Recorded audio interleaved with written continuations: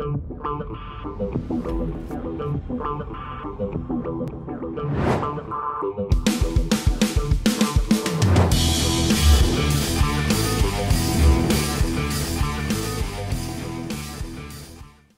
what's happening, my fearless networking friend? Todd Falcone here in this series of becoming a master at prospecting in network marketing. And this subject today is how to become a supermodeler.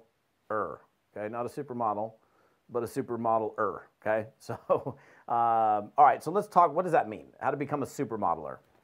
So one of the things that if you're again looking to get better, looking to improve, we can improve by modeling other people, okay?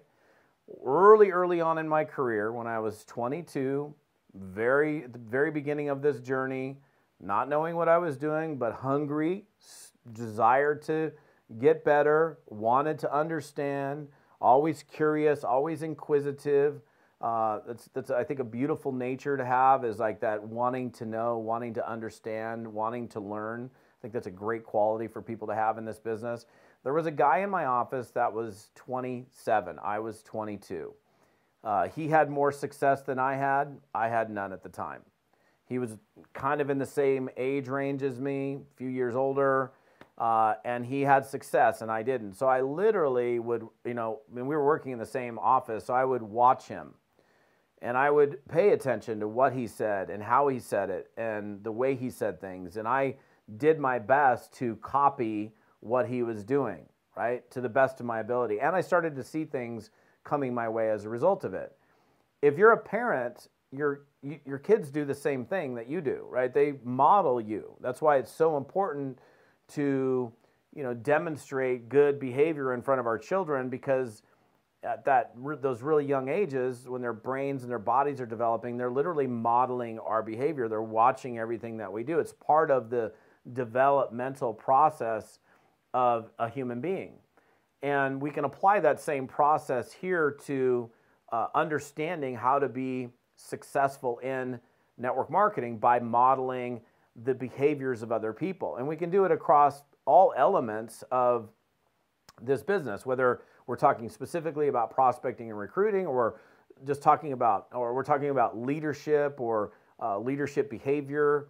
A quick example, like I always know a great culture from a rotten culture when I walk into a room or speaking in a room and all of the top leaders are in the front rows taking notes and fully attentive, versus I'm at another event and somebody's on stage and all the top leaders are out roaming around in the hallway like they don't give a darn. And that to me is a rotten culture. And so they're not demonstrating, that's not a behavior.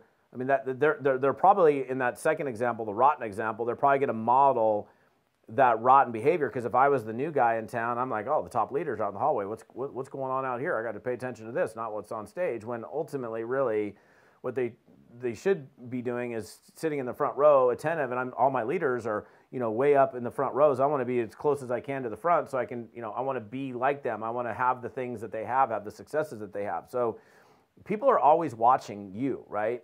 They're modeling you. People do what people see. That's very common in this business, especially when you have somebody that is on your team, and you have success and they don't. They're watching your every move that you make.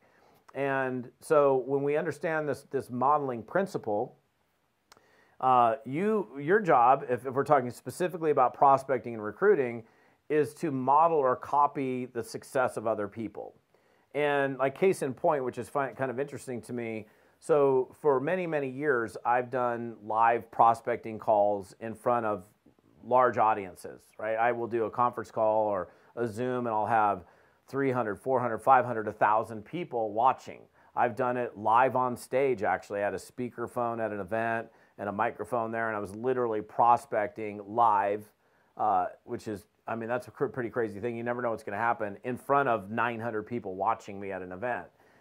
And what's interesting is when I schedule, or I say, hey, I'm going to do a live prospecting call, or I'm going to do live dials, people come out of the woodwork to be there. People that aren't always on my Zooms or always on my calls or whatever. And that tells me that people are really curious and interested to, like, okay, I don't know why they come. Maybe they're coming, hey, maybe somebody's finally going to stump Falcone and we're going to watch him burn. I don't know. Maybe they're just curious and they want to know how to be better. I don't know. I mean, or a combination thereof. Who knows, right? But in that example, and the reason I actually do it is to demonstrate how to have a conversation with somebody about network marketing in real time, like real world, not theoretical or not role play. Because, I mean, role play is powerful, but the actual real life scenario of making a phone call, having a real prospect answer the phone, and then the engagement that occurs as a result of it is a powerful real life opportunity for someone to learn and to see what really happens when it's really happening. So one thing that I would say to you is you have a choice to make. You can follow and be, watching individuals that are in your organization or elsewhere that are, really good, really productive, really focused, really committed, or you can be around this other crew that's kind of, I mean, it's weird in my brain right now. I'm thinking about, because I've been to so many events, like I'll be a speaker at something and I'll be in Vegas and, there's people that are in the room and they're all totally focused. In fact, I'm thinking of another live event right now. There's a speaker on the stage, right? And they're delivering a message to this audience and there's people in the room. And then I come out to use the restroom and there's all these people that are out milling around in the hallways and, hanging out and, they're not even in there. They're not even present. Kind of the same example. It's like even at major network marketing events, it's like, oh, there's nothing for me to learn. I've got not, I don't know. And there'll be like 100 people out in the hallways hanging out. I'm like, okay, well, if I want to learn how to do the business, who do I want to hang? Do I want to be out with these people that are milling around that they think that they know everything? Or do I want to be in a place where people are open to learning and understanding? And so, you have a choice. And there's a phrase that I've used for many years. I know it's not proper English, I get that, but the phrase is this, and I know it's also double negative, so it's also doubly not, accurate, right? Do what the doers are doing, don't do what the don'ters are doing.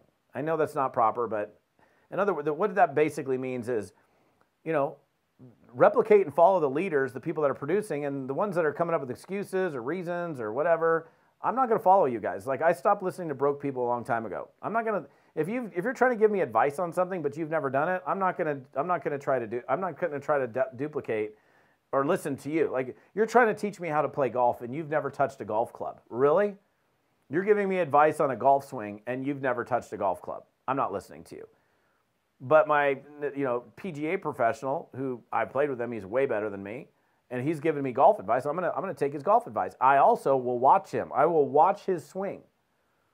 I will watch, and I pay attention. This is like how I model on a golf course. Like I will literally watch his swing, and if I could get it in slow motion, I would. And I've actually taken video of him so I can see like where his club is, in slow motion. But I'm watching his setup. I'm watching his grip. I'm watching how he's making a move on the ball, and then I can do my best to try to replicate that versus. Can you imagine? Throw a guy out on the golf course, never touched the club, and he doesn't even know. He's like, wait, how do I hold it? I don't even, I hold it like this and, to like a hockey stick or something, and then I'm going to go model that. Well, that's not the kind of behavior that I would want to model. So what you want to do is look around and be paying attention to people that are worth modeling. And you can look at them and you can copy them, and there's a lot to be learned through observation, through watching or through listening. And to create opportunities for yourself to be able to do that, I think is an important part of the growth process of getting better. So like I said in the beginning of this, like my first modeling experience was watching the guy in my office and watching how he, listening and paying attention to how he talked. When I became a speaker, I paid and continue to pay attention to great speakers. And, think about it. Like, you've been to events and a speaker speaks and you're like, you're falling asleep because they're so boring. And then you watch another speaker and they have you at the edge of their seat. Well, why? What is it that they were doing, the good one that caused you to be so engaged by their content and their delivery versus the person that made you fall asleep? Which one would you replicate? If you wanted to be a successful speaker, which one would you replicate? You'd obviously replicate the one or model the one that had you totally at the edge of your seat. So same thing with anything, right? Again, in the very beginning of the series, I said, look, how you get good at one thing is how you get good at everything. And modeling is a big part of this process. So are there experts in the field that you can listen to, that you can pay attention to, that you can work side by side with and watch? And I think there's great opportunities to get together as a group and have people working in the same vicinity. I've done multiple events, whether they're retreats or just team events, where we get together and we're under the same roof and we're literally taking time building the business together. And there's a lot to be learned through the observation of that, like what to do and what not to do. And so again, I mean, if you're following me in this series, you obviously are like, hey, Todd, yeah, this is me. I want to be really, really good at this business. And part of this business is finding people that are really good at the thing that you want to be really good at, and then doing your best to model their behavior. Like you see these guitars back here. Like I'll, look at YouTube videos, and there's certain ones that are filmed in a way where I can see how they're working the fingers on the fretboard. And then that allows me to get different sounds, whether it's a hammer on or hammer off or a bending of the string or whatever, how somebody's either, plucking the strings or using a pick with their fingers or whatever they're doing.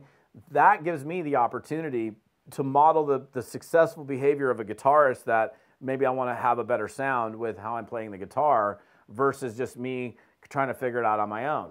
You can try to figure stuff out on your own, and that again, as I said in the very first part of the series, that's the first part of your way to improvement. But practicing and modeling and doing these other things are the things that are going to lead you to a higher degree of improvement. So just something to think about. Are you modeling somebody right now? Is there somebody that you have that you has more skills, more ability, that you can pay really close attention to and do your best to copy their behavior so that some of that stuff rubs off on you? So just a thought for the day. Appreciate you guys as we go through this series. If you're on my YouTube channel, what's up, YouTubers? Love you guys. If you're on my podcast, love you as well. Appreciate you. You want to get the rest of the details on this episode and other resources to help you succeed in network marketing, come on over to toddfalcone.com/episode 172. TODDFALCONE.com/episode 172. We'll see you next time.